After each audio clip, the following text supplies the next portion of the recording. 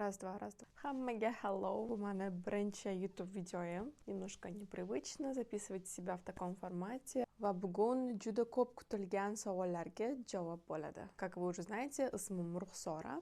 22 yoshdaman va bu yil уже 23 yoshga to'laman. Bankda ishlayman hozirgi payt. Ko'plar so'rayapti, qaysi отделda, nima ish qilasiz, qaysi bankda ishlaysiz. Итак, я работаю Asaka bankda. Marketing departamentida SMM manager, content creator, mobilograf bo'lib ishlayman. То есть universalniy soldat desa ham bo'ladi. Оказывается, 11 oy bo'libdi, yaqinda 1 yil bo'ladi. O'zi qanaqa qilib bu bank sohasiga kelib qolganman. Изначально men Westminster litseyda o'qiganman. Litseydan keyin Westminster universitetida o'qiganman. Business management with marketing degan направление bo'yicha o'qiganman. Universitetda o'qigan paytim part time ishlaganman. Boshida meni birinchi ishim bu учебный centrda bo'lgan, то есть o'quv markazida ingliz tilidan o'qituvchi bo'lib ishlaganman. Universitetga kirishdan oldin IELTSim 8 bo'lgan, yuqori IELTS olganman.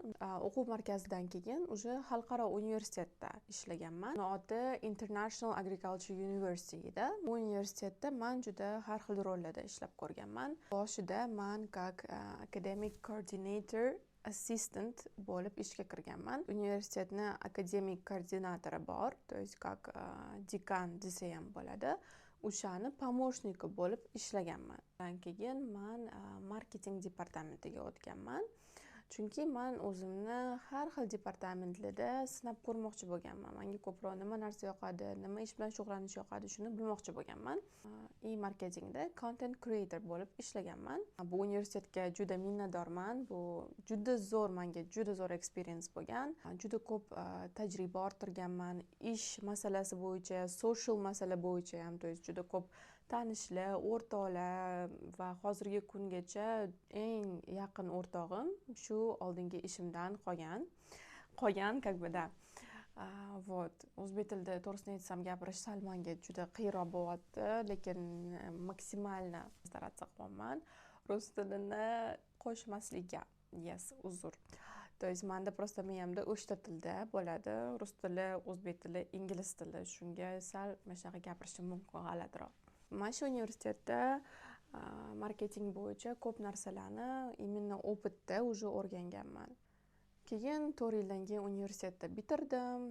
Universitet bitirgandan keyin menda xayolimda, miyamda qaysi yo'lda ketishim juda ko'p ideyalar bor edi. Juda ko'p o'ylardim, men qayerda ishlasam bo'ladi, o'zimni qaysi sferada qo'llasam ko'proq meni foydam tegadi odamlarga, qaysi sferada menga ko'proq удовольствие olaman, o'zimga ko'proq mablag' olaman. Shu hammasini juda ko'p o'ylab chiqqanman va o'zimni juda ko'p ishlarda sinab ko'rganman.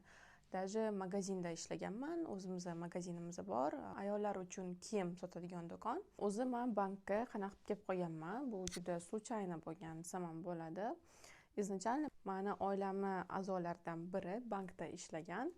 U odam menga aytgan, то что shunaqa soha bor. Типа, давай попробуй. Потом я устроилась на работу маркетинг департаментиga. Marketing departamentida ishlash uchun bankda, конечно, finans haqida bazaviy znaniyalaringiz bo'lishi kerak, lekin prям chuqur bilishingiz shart emas.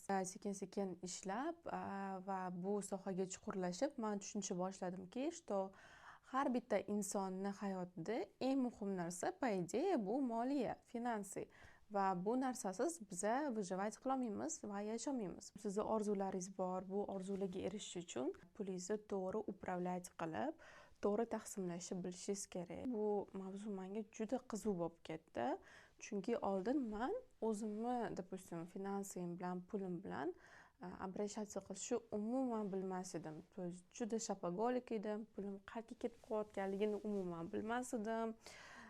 Постоянно bu tuda-shuda ketqizurardim pulimni. Restoranmi, kafe, qanaqadir mелочевка narsalar olib, kosmetika, balobatlar narsalarga pulim как suvdek oqib ketardi va men keyin bilmas edim.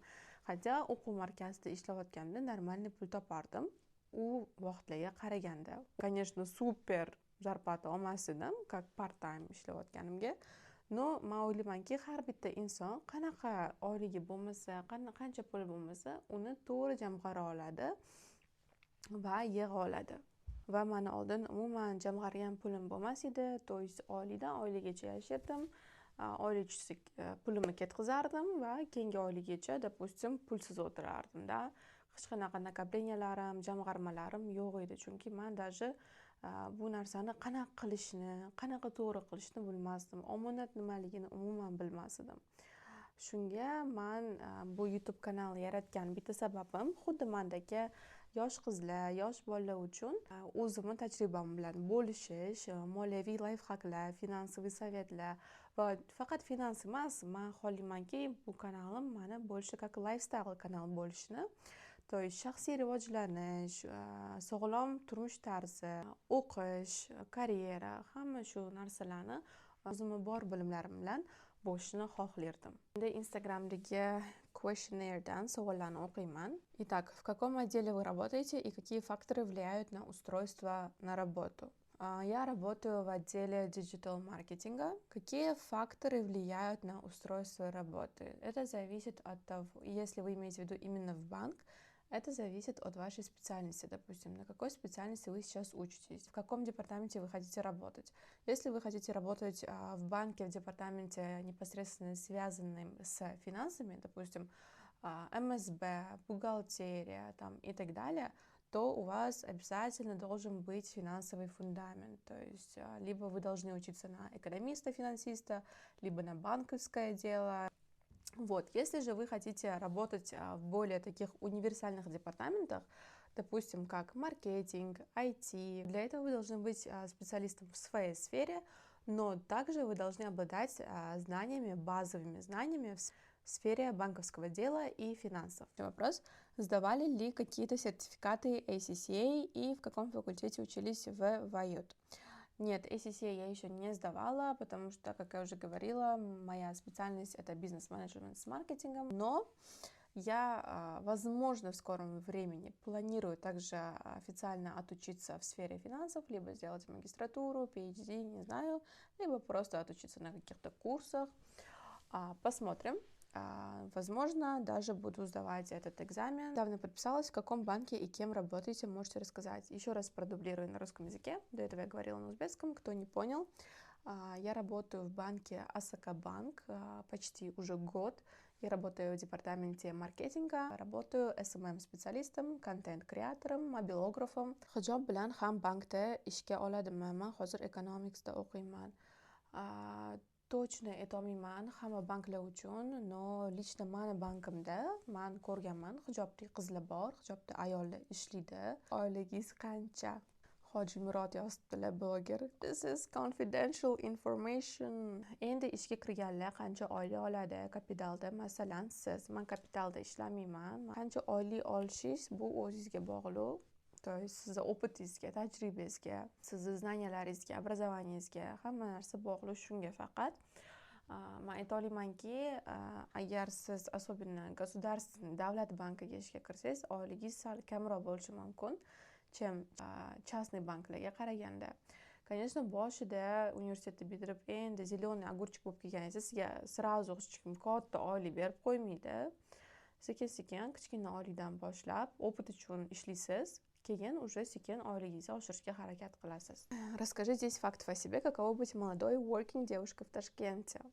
В детстве я профессионально занималась классической музыкой, игрой на фортепиано, даже участвовала в разных конкурсах и даже международных, но потом я забросила это, я очень жалею, потому что я уже многое не помню, но я думаю, что я своих детей тоже буду отдавать на уроки фортепиано. В подростковом возрасте, в школе и в high school я была очень сильным задротом, то есть ботаник, я была как tomboy, то есть пацанка такая, да, и многие мои старые друзья, одноклассники, когда они меня сейчас видят, они даже один сказал, оказывается, что у меня была якобы пластическая операция или что, потому что он меня вообще не узнал.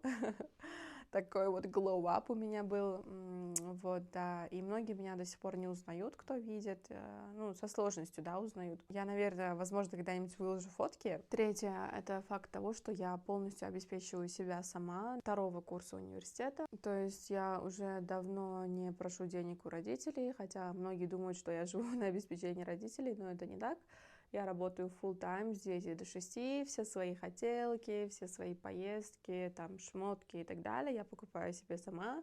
Я слушаю только техно-музыку или иногда рэп.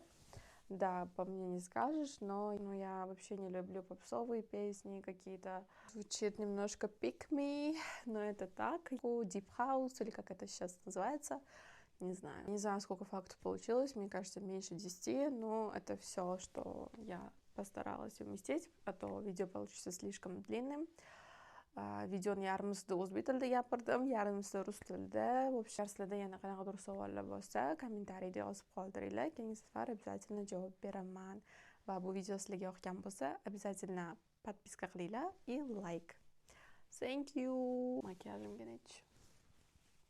Специально shu video uchun nakrasиться qildim. Erinmasdan.